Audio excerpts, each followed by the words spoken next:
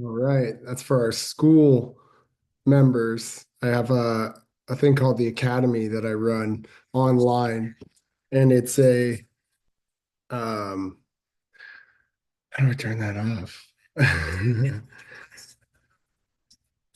Let's turn this down a little bit, getting everything set here.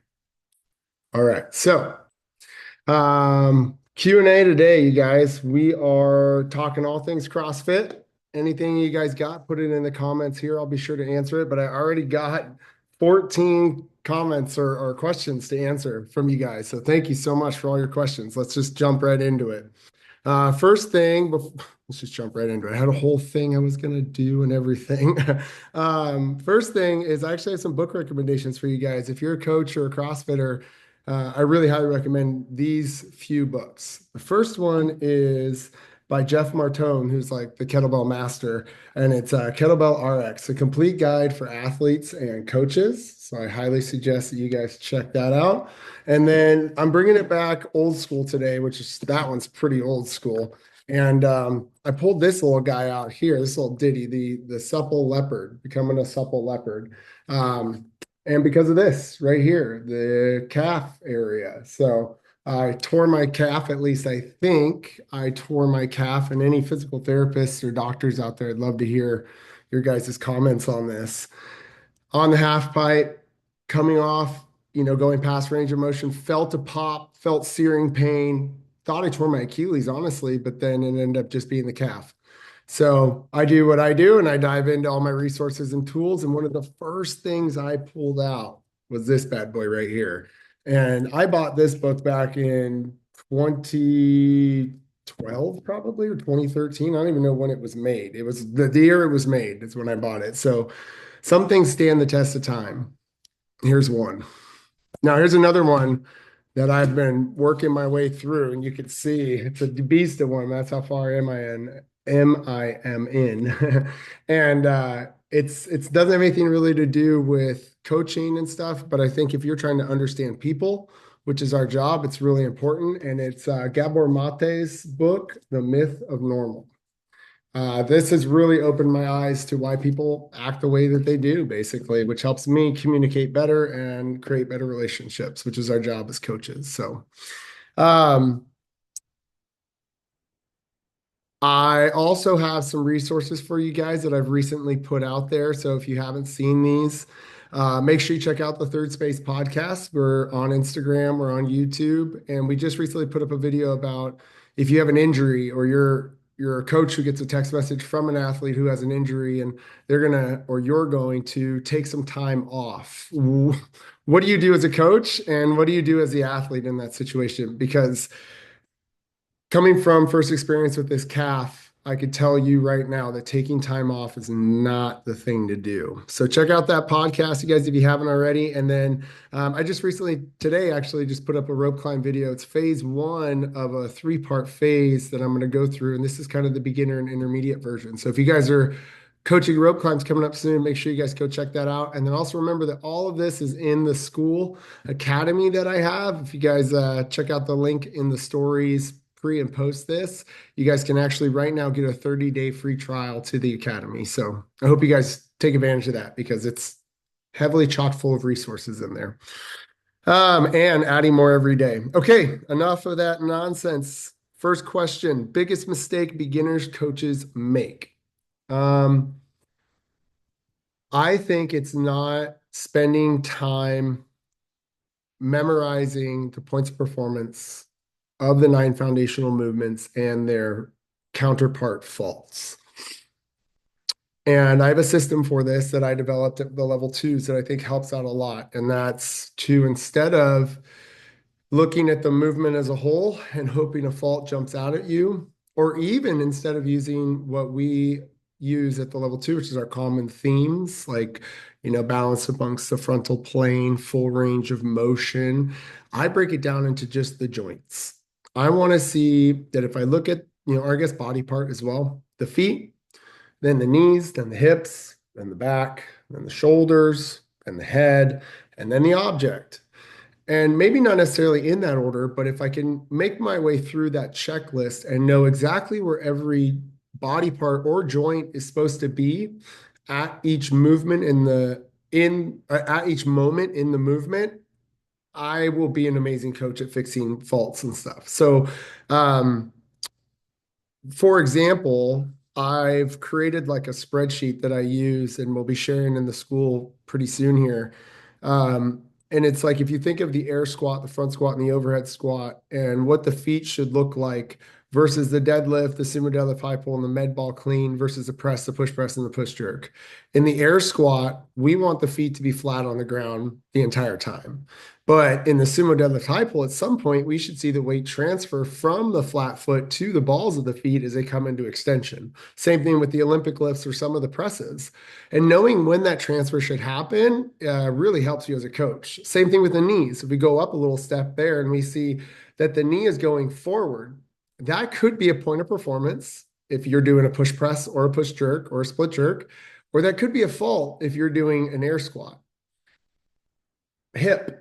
If the hip is going back and down, that could be really good if I'm receiving power clean, if I'm setting myself up for an air squat or a squat. But that could be bad if I'm doing a deadlift, for example. So just by knowing the body part in the joint and which direction it's supposed to travel and when in the movements, that's the one thing I really wish I would have just dove into immediately. It would have really set up a great foundation for looking at all of the other nuanced, what we call minor league problems that may show up in the movements. Question number 2, should I shoot for a better time or should I move well? What a great question. And the obvious answer is both. You should go for both. You should shoot for a great time and you should be trying to move as well as humanly possible. So what we're looking for in CrossFit is what we call the speed wobbles. Imagine a skateboard going down the hill and you start to get the speed wobbles. I don't want you to fly off the skateboard and get road rash. I want you to then take your foot off of the skateboard, place it lightly on the ground, and start to slow yourself down just a little bit. But I still want you having fun, not coming to a full stop. So I'm going to have you put your foot back on at some point and then keep going, right? And keep the speed. And that's me seeing a minor fault happening, coming in as a coach, delivering a specific, actionable, quick cue that they're able to apply and get moving in the right direction. But if you find that like you're giving a cue and it's not working for you as an athlete, or you're giving a cue and obviously as a coach it's not working for that athlete, then it's on you to do a few different cues or to take a moment to try to understand what the coach is saying. And if you can't figure it out, I say within like 10 seconds or so, then it's probably time to lighten the load, to bring the reps or the distance down, or to bring the total time that this person is working or you are working down a little bit so that you can maintain the correct stimulus along with the mechanics that are appropriate. So remember that our doctrine is always mechanics first, consistency of those mechanics second, and then we'll add intensity third.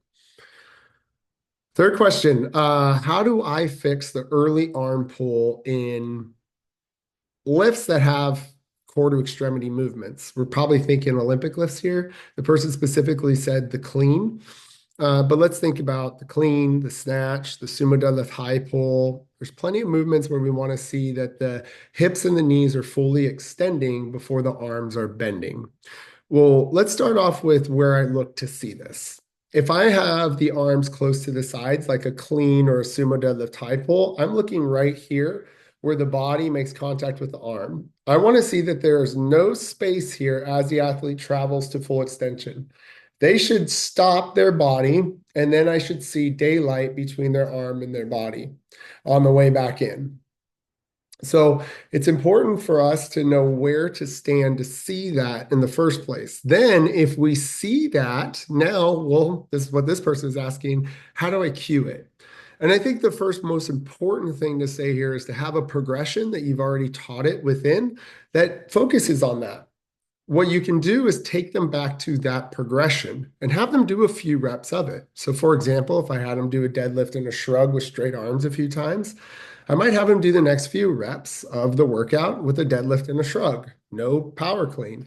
and then try a power clean on the fourth rep, for example.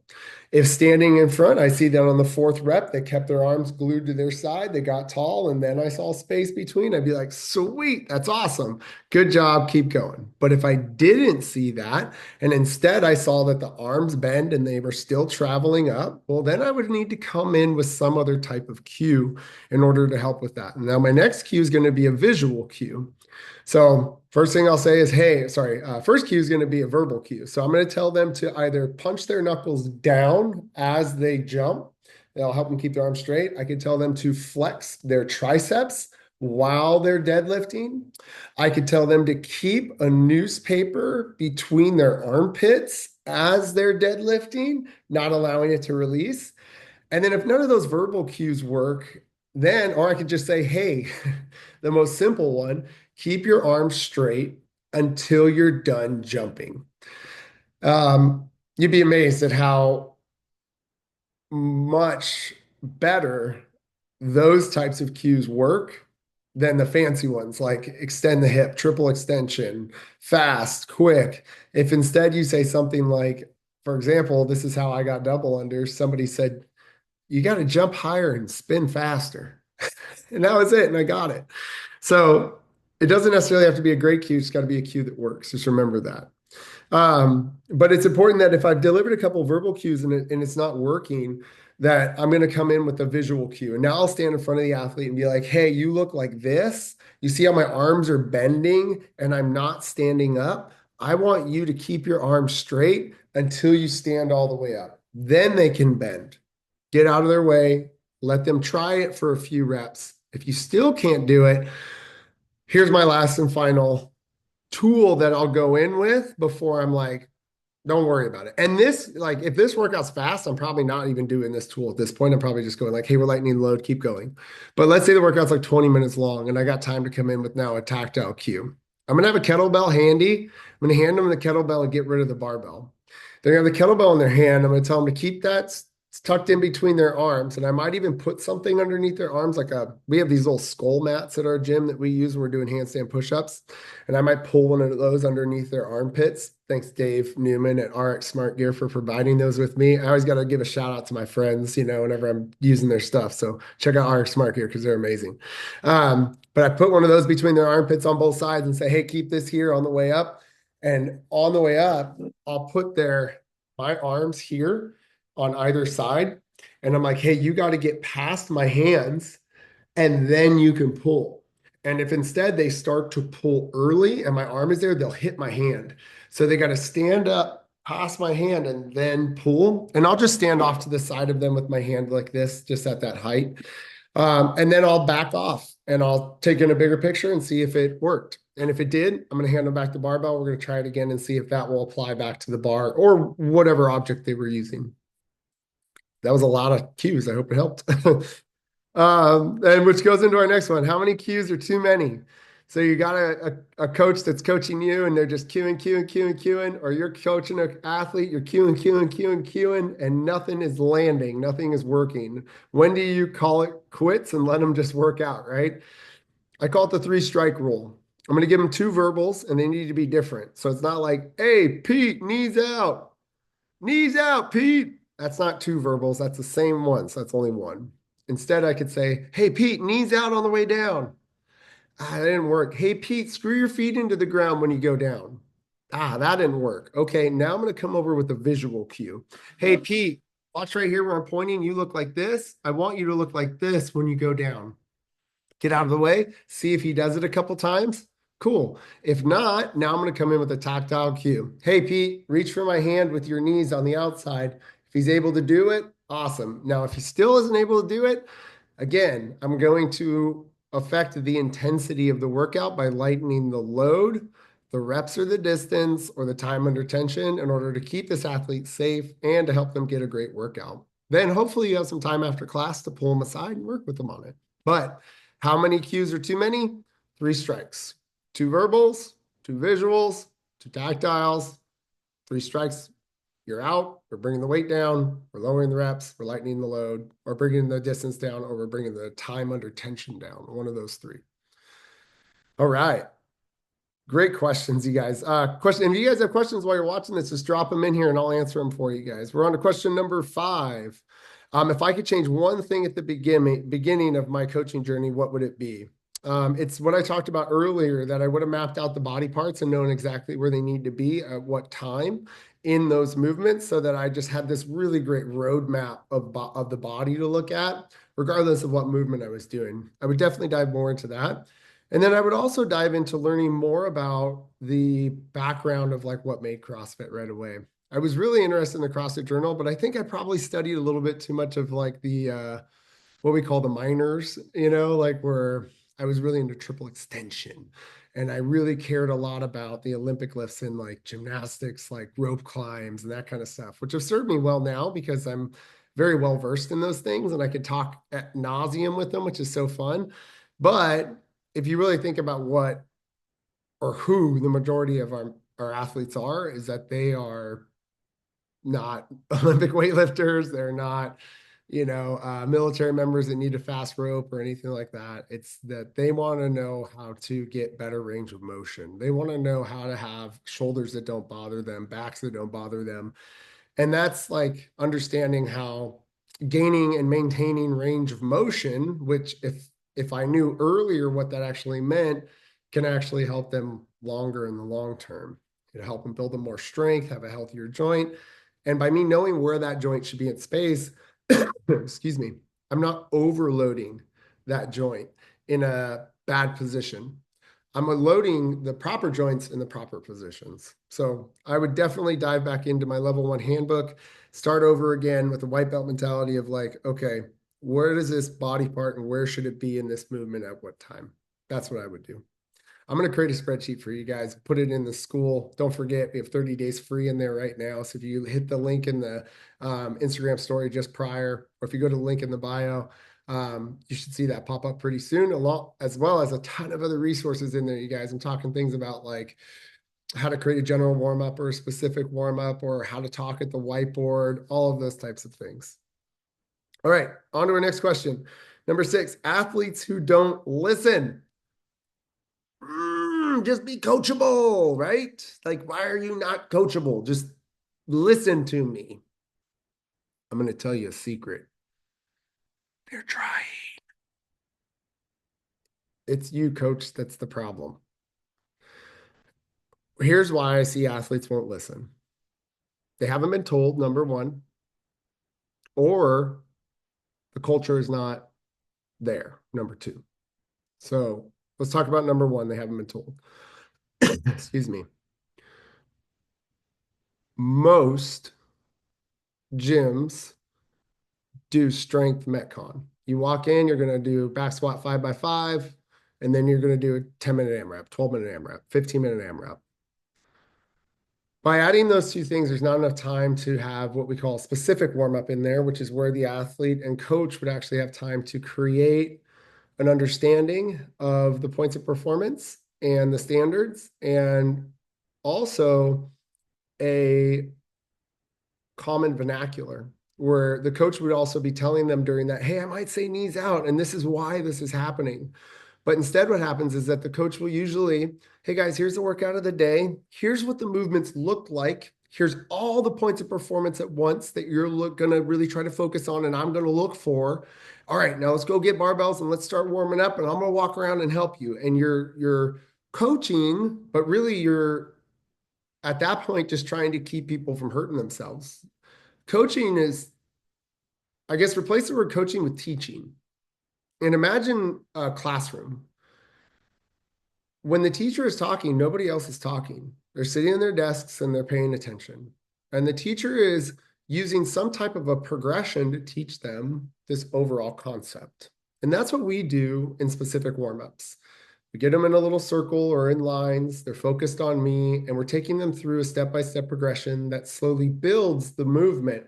And within that progression, we're getting an understanding of what it feels like when we're doing it right and what it feels like when we're doing it wrong. We're also getting the cues that we're going to hear in the workout or the work or the heavy day itself, so that when we're under intensity and we're working really hard, we can still hear those cues, think about those things and actually be able to be coached or be coachable or actually be able to see people change because they were warmed up slowly to that weight. So make sure that if you have an athlete that's not listening, that you check that first. Are you a strength Metcon gym and it's really hard for you to get the time in to actually set up the foundation for these people to understand what the expectations are? Or is it that your explanation of what the workout should look, feel, and eventually be like, and what I mean by be like is the scores that we get from them. These things sometimes are hard for newer coaches to understand how to get people to those. So here's what I do. I use speed of the athlete, bottom line. So at the whiteboard, instead of talking about weights, I'll mention it at the beginning, just, hey, here are the weights that we're looking for. But instead of talking about weights at the whiteboard, what I'll talk about is speed of the athlete. And I'll say, hey, today's workout is a relatively heavier deadlift, double unders, and let's make up another weightlifting movement. Deadlift, double unders, and dumbbell push press. The deadlift is a moderate to heavy weight, and I want you guys to move this fast when you're doing it. 1, 2. I don't want this. That's too heavy, and I don't want this. 1, 2. I also don't want this. 1. Right? I just gave them the understanding of the loading by using the speed of the athlete. Now, while I'm building people up and I have them in lines, if they're moving on me, which is another thing that I see why people have trouble listening, is that you'll just say, hey, give me 5 reps. And then the people just go all over the place and you're trying to see everything at once. But instead, if you said, hey, ready and deadlift, and you had everybody going up at the same time, and then you added more load. All right, ready and deadlift, everybody. You're going to see people either moving too fast than everybody else or moving slower than everybody else. You could tell those people, hey, yeah, you go heavier on this next one. You lighten the load on this one. Let's do another set. Here we go. And once you get everybody moving at the same speed, you got the right bar. And if they're not moving at the same speed as everybody else, it'll be very obvious for them and everybody else. It's really helped me help other people understand what weight they should be using, reps they should be doing, time they should be doing in those workouts. So I hope that helps. If the athletes aren't listening, make sure you have a good progression and a good specific warm-up along with the cues that are going to be delivered. And you're creating that common vernacular with them before they even start it. Make sure that you're having reps done on you and not just letting them go. And then make sure you're using speed of the athlete, not weight on the bar as your metric of if they're there or not for today. Oh man, this is such a great one because it kind of goes with the last one, is like scaling without making the person feel like they're having a lesser experience. Oh my God, this is amazing. I just had somebody give me and my coaching staff one of the best compliments I think we have ever gotten in our lives. And what I mean by that is, she said this, you know what's weird? Why at your gym versus my old gym, everybody at your gym, it feels like they're all working out together. And at the other gym, it felt like we were all kind of like working out at the same time, but doing different workouts. And I was like, I don't understand what you mean by that. Can you go a little bit deeper? She goes, well, like I'm not last all the time. I mean, sometimes I even finish middle of the pack here. But in my old gym, I mean, I was never not last. And at the old gym, it felt like they kind of pushed you to get as close to the RX weights and RX movements as you physically possibly could do. And then said like, hey, just do your best with that. And I was like, wow, what a compliment. Because what she's saying is that we're modifying appropriately, that we are making sure that when we look at the board at the end of the day, and coaches, you got to hang your hat on this at the end of your classes. If all of those scores look very similar, time wise or, rounds and reps wise or weight wise, whatever it may be. But the weights next to it are completely different, or the heights of the boxes, or the distance that they ran or rode, or the reps they did on pull-ups were all different. You did a really good job as a coach modifying everybody to get the correct stimulus. But if you look at that whiteboard at the end of the day, and there's scores that are 15 minutes, some are 5, some are 10, you're not modifying to hit the intended stimulus. So, and you're not giving people a lesser experience. You're actually giving them a lesser experience by forcing them to do something that their bodies aren't ready for. So make sure that you use that speed of movement as your guiding mechanism. I think that's huge. Awesome. Yeah. Also, you say you're going to use it. I love it. Heck yeah. Let's go. All right. Next question. We got 1, 2, 3, 4, 5, 6, 7 more questions, unless you guys got any in here. So put them in if you got any. Double unders. How do I help people get double unders? Man, yeah, talk about like the bane of people's existences, especially when it whips you if you do it wrong, right? Like it's like, man, brutal exercise to learn if you don't just pick it up like that. Here are the things that I have found that help me the most. Number one is elbow and hand position. I see that most people, if I look at them from the side, their elbow and hands are in a line with the side of their body, and they're jumping from here, or maybe here, or maybe here. I want them to split the difference. I want the elbow behind the body, and I want the hand in front of the body. This will keep them from using too much of the upper arm when they're doing it, and it will force them to use the wrist. When I break at a joint, I kind of force the other one to work as well. But if I keep all these straight, now I'm making this whole thing work as a unit. So that's number one. Once we did that with my buddy Chris, he got double unders. It was amazing. The next one is the surface in which you're practicing on. We got one of those RX, another shout out to Dave, RX Smart Gear mats that are bounce mats. You guys can go on Amazon also and get a gymnastics tumble mat. But basically they are like little bouncy mats, but they're kind of harder. So when you bounce on them, you don't like, it's not like a trampoline. You get a little quicker reaction from it. We have people go back and forth between making sure that they're in this good position and using their wrists, and then jumping on the big mat to get a little more height and a little more opportunity to get the rope to go around. Then we put them on the ground. And we go back and forth between those two, making sure we're maintaining this, and it's worked like gangbusters. So I hope it works, excuse me, for you guys. All right, next question. Plateaus. How do we get past plateaus? That's a hard one to say. Well, you get past plateaus by focusing on the hormones, number one. If the stuff inside of the body is not working well, you're not going to see the results on the outside of the body.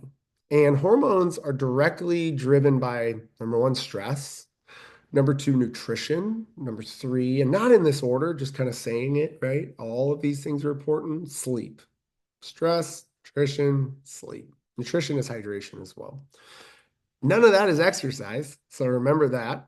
And those are the three things that probably affect the ability to get past the plateau, or really just your ability to recover. Because a lot of times what a plateau is somebody's just not recovering enough. And if they're not recovering enough, they're kind of slowly breaking down further and further over time, and then leading into some type of injury. I see this a lot when we get newer members who join that also have other memberships, other places, like they also have an Orange Theory membership, or they also have a Pilates membership, which I think is great and an awesome combination for the two. But if you're doing Pilates 6 days a week or 7 days a week and CrossFit 7 days a week, that's too much. Like you got to mix and match them a little bit in order to get the benefits out of it. Obviously, CrossFit more than Pilates, right? I got to say that, you know what I mean? Like I'm a CrossFit guy, but I love Pilates too. I think it's amazing. So if you're running into a plateau, look at those things first. Now, the next thing to look at is, okay, let's go inside the gym, your positioning. A lot of times if somebody's getting stuck on a plateau in like a deadlift or a press or a back squat, for example, it's their positioning might not be as efficient as it needs to be in order to have the right joints loaded. So for example, if I have somebody in what we call an immature squat, which would look like if this was their lower body, and this was their upper body, when they're in the bottom, they look like this. They're like folded in half basically instead of being upright. that puts a lot of pressure on the joints that we don't want it, and is going to lead to people not being able to get past a certain weight just because you can't load this anymore in this position. So look at your positions and try to become as efficient as you can in those. And then the next thing is, are you doing variance? So if you always grab the green band when you go to do pull-ups, you're not going to progress past the green band.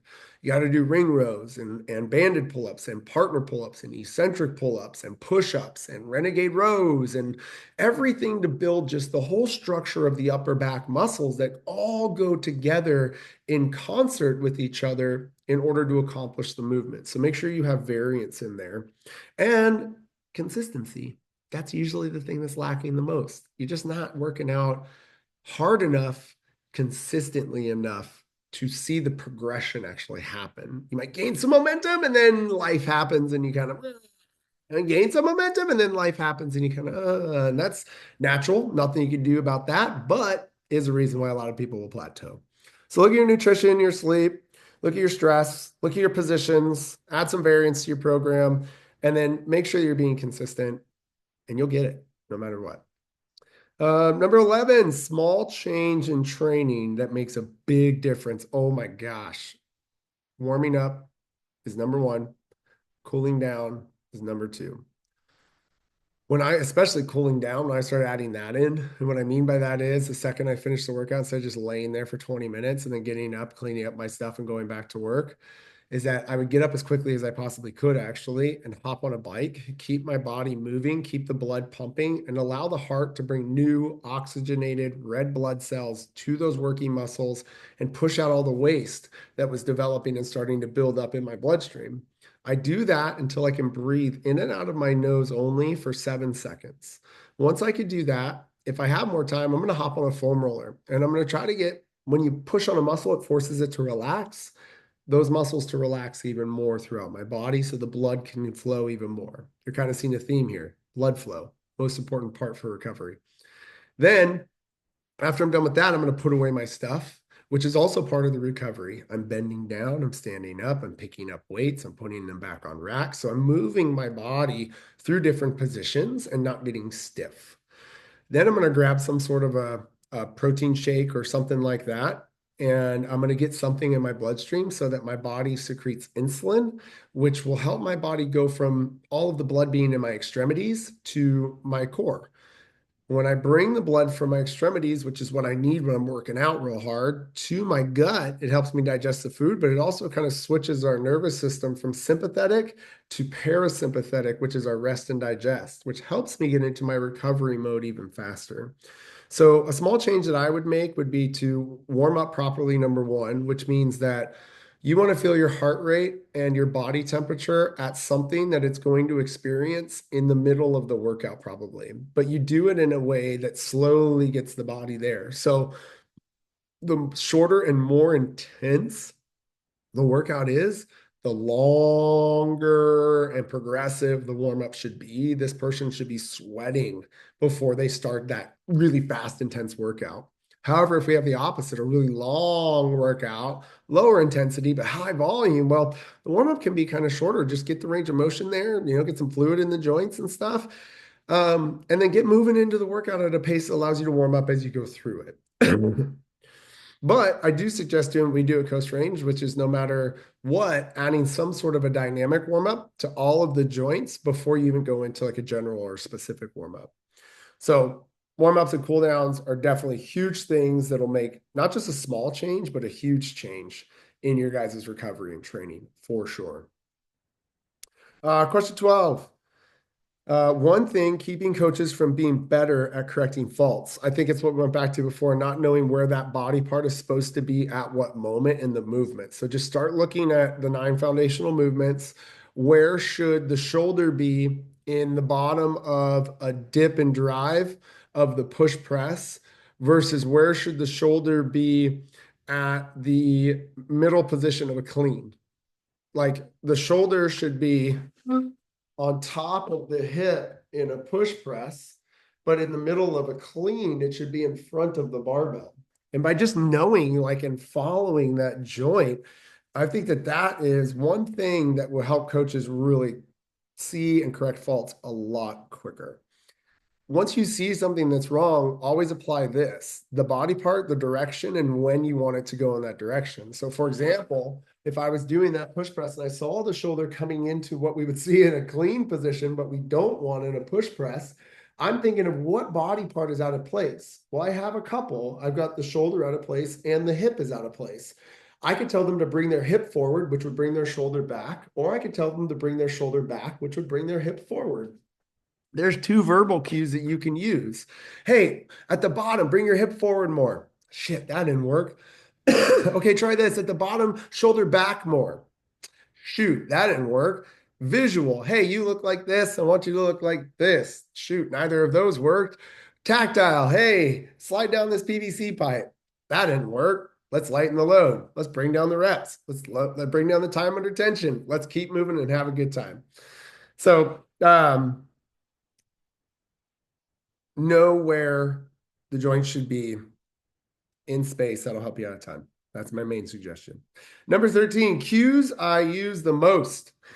Number 1, breathe.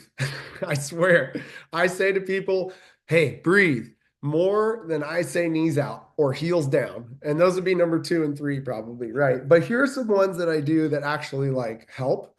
One is I used to always say, hey, chest up or shoulders back more when I saw somebody dipping forward in the push press or the push jerk.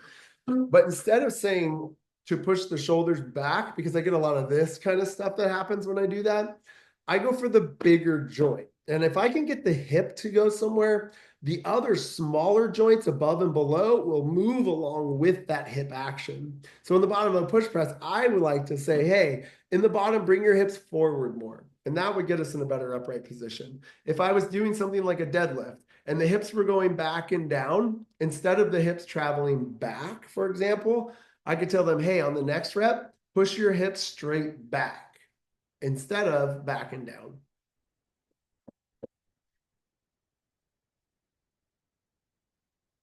So hips forward will help a lot. And just moving the hip in general will really help a lot with a lot of movements. And the other one that I've used a ton is slide the bar down the thigh on the deadlift or the clean or any of the Olympic lifts. So if I get somebody who is losing an active shoulder, their upper back is rounding as they come down, usually I'll see that the bar, instead of it staying down the thigh as they travel down, which tells me they're keeping an active shoulder, I'll see that the bar comes away from the body immediately, which causes the shoulders to yield to the load. Remember, the further I get away from the body, the heavier I'm making that load. So I want to make sure that the athlete slides the bar down the thigh as they travel down in the deadlift. And I've seen that as a huge help in like completely changing the way that deadlifts will look from one rep to the next. So 2 cues I love are hips somewhere. Hey, hips forward in the bottom of the dips or hips here or whatever, but moving the hips just in general. And then also, sliding the bar down the thigh. Those are huge ones. Okay, last one and we're out of here. We went 8 minutes over, but oh well. How to get better as a coach. Oh, wow. What a great one to end on. Join a tribe. You want to be better in anything? Put yourself in a fishbowl where you are the smallest fish in that fishbowl. And all those fish are speaking that language.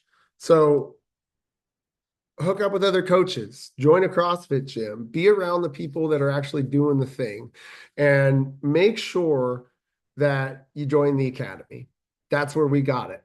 It's an online self-paced course is even in there. We got a 5-phase course you could take yourself through at any time domain you want to do it, work on it a little bit at a time. It covers everything we talked about today, as well as a bunch of other stuff. We've got like a community in there where we're just talking and jamming and sharing ideas and best practices and stuff like that. And it's a good place to grow your knowledge in a tribe. So if you want to be better as a coach, definitely join the academy. But also just get yourself around other coaches that are wanting to be better. And once you surround yourself with anyone wanting to do anything at the highest level, immediately you will not be the smallest fish in that pond or that fishbowl. You will grow into a bigger fish. And then once you do that, go find a new fishbowl. Become the small fish in that big fishbowl. Thank you guys for hanging out with me. I really appreciate it. I hope you got something out of this. My school community, I'll be sure to be posting this, you guys, in the school so that you guys can check it out whenever you want. We got 30 days free right now. Go check it out. Free for 30 days. You can get through the whole curriculum in that time if you actually wanted to. It wouldn't even be an issue. So you could do literally that whole thing for free, then get off of it and never come back. And I'd still be stoked because you learned something. Love you guys. Let me know if you have any questions. You can always DM me at West Pyatt 2013 or hit me up in the school app. I'll see you guys soon.